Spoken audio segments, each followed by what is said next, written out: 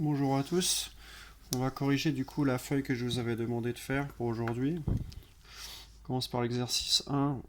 N'hésitez pas d'une façon générale à griffonner sur les figures quand vous avez une feuille d'exercice. Alors pour la question 1, déterminer la mesure de l'angle CBA. Donc CBA, c'est cet angle-là que je note en rouge. Ici, clairement, dans le triangle ABC, vous avez la somme des angles du triangle qui mesure toujours 180 degrés. Donc ici, ça sera 180 degrés moins 66 moins 83. Ça sera pour la question 1. Vous regardez, là je fais juste un petit... je rédige pas bien, mais je fais des petits calculs mentaux, les petits calculs griffonnés, des petits brouillons, et après je rédigerai correctement. Pour la 2A, la mesure de l'angle CEF, ici c'est cet angle-là. Celui-ci, il est correspondant avec l'angle CAB, donc celui-là et celui-là sont correspondants. On vérifie juste que dans l'énoncé, les droites sont bien parallèles. Et ici, on lit AB parallèle à EF. Donc on va pouvoir utiliser le théorème qui dit que les angles seront égaux. Voilà. Donc je mets les codages d'angles. Et pour la dernière question, 2B, CFE, cet angle-là, pareil, est correspondant avec l'angle ABC. Les droites AB étant parallèles à la droite EF, les angles seront égaux. Donc là, on voit que ça va être un exercice assez facile à faire. Mais à rédiger, c'est comme d'habitude, ouais, ça va prendre du temps. Alors, sur votre partie exercice, vous prenez la correction. Je vais essayer d'écrire assez vite. Donc pour la question 1, on cite la propriété. La somme des angles d'un triangle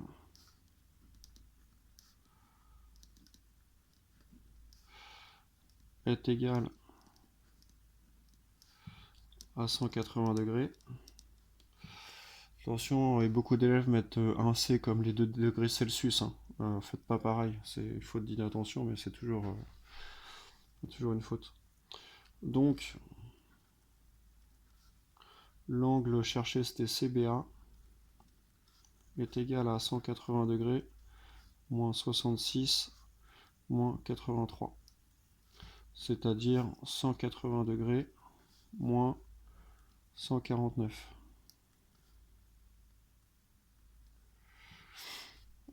C'est-à-dire 31 degrés.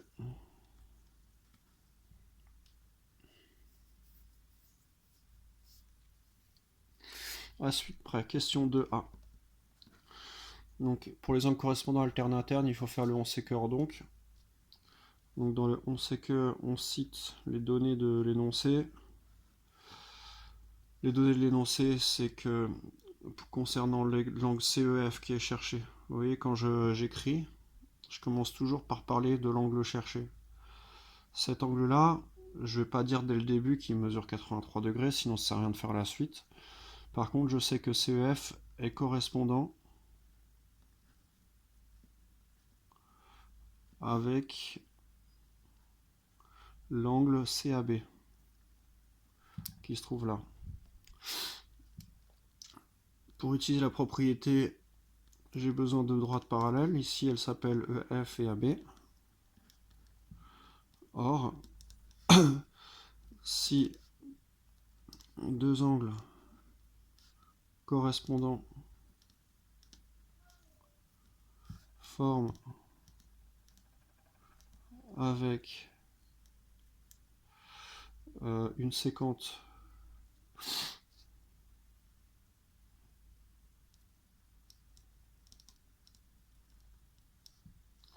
de droites parallèles,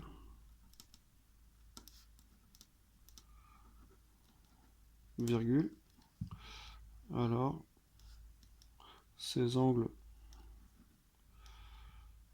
sont égaux.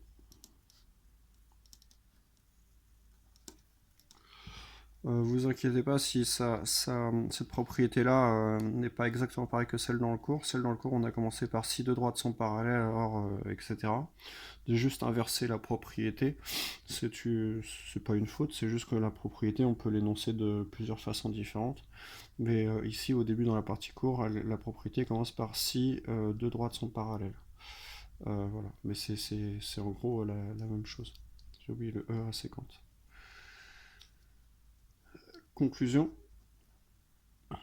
Donc, CEF est égal à 83 degrés. Après, question 2b.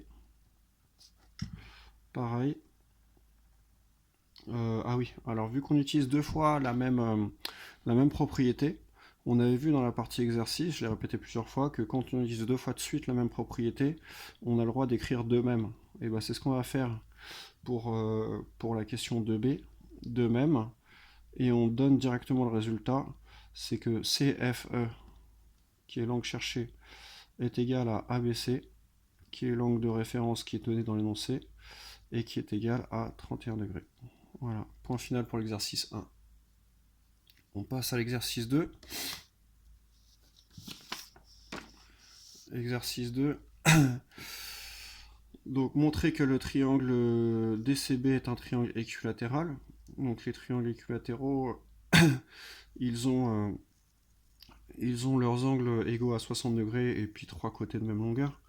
Ici, vous avez deux côtés égaux, donc déjà vous avez un triangle isocèle.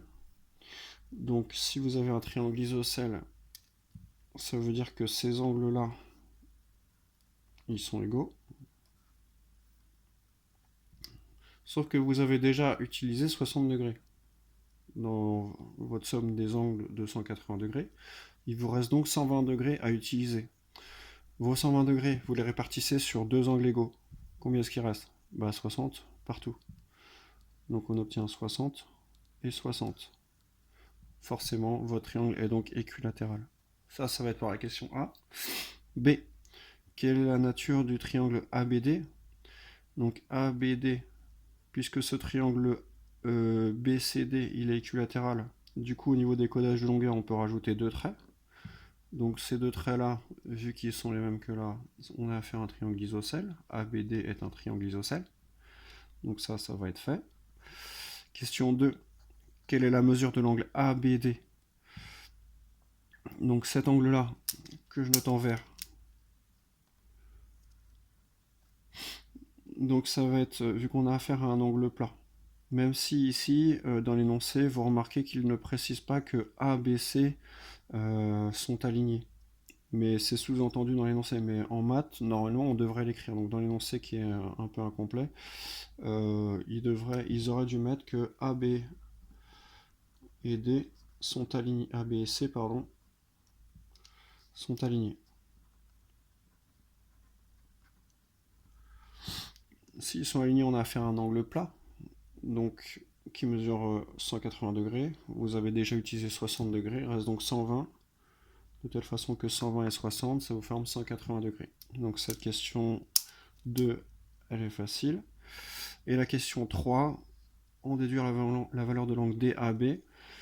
Si vous avez 120 degrés et que la somme des angles mesure 180 degrés, et que ici vous avez un triangle isocèle, ici forcément cet angle-là et cet angle-là vont être de la même mesure. Vous avez déjà utilisé 120 degrés. Il vous reste 60 degrés à utiliser pour avoir une somme de 180 degrés. Il vous reste 60 donc à répartir sur ces deux angles-là.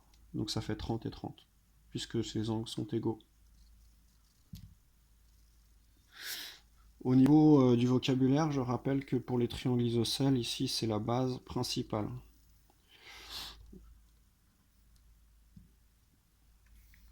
Donc cette dernière question, elle va être facile.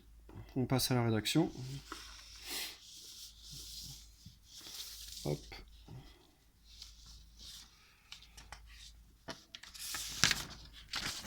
Je vais garder la figure au-dessus pour réfléchir et pour vous montrer en même temps. Exercice 2.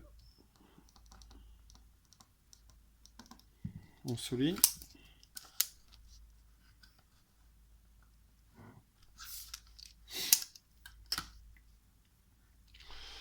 Alors, 1A. Montrez que DCB est un triangle équilatéral, justifiez votre démarche. Alors, nous on savait que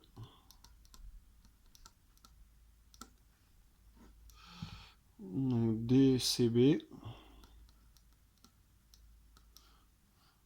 je barre l'angle parce que je parle du triangle, hein, il est isocèle en C. Et ce qu'on sait aussi, c'est l'angle BCD mesure 60 degrés.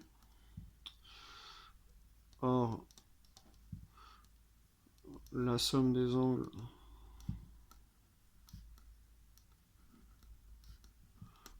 d'un triangle est égale à 180 degrés. Donc, l'angle CBD, qui est cet angle-là, il est égal à l'angle BDC, puisqu'on a affaire à un triangle isocèle, les angles de la base principale sont égaux, et il mesure 180 degrés, moins 60 degrés, et on divise par 2, pourquoi? Parce que vu que les deux angles ici de la base principale sont égaux, sur les 120 degrés qui nous restent, et vu qu'on a un triangle isocèle, il va falloir partager en deux et trouver 60-60. Donc ça fait 120 degrés divisé par 2. On a deux angles de 60 degrés. Un deuxième donc pour finir. Donc CBD est égal à BDC est égal à BCD. Donc le triangle BCD est équilatéral.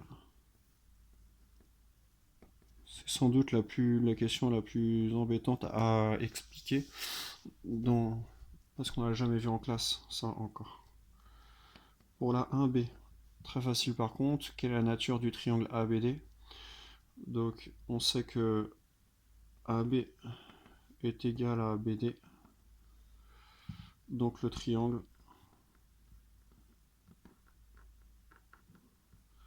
ABD est isocèle en B. Voilà pour la question 1. On passe à la question 2.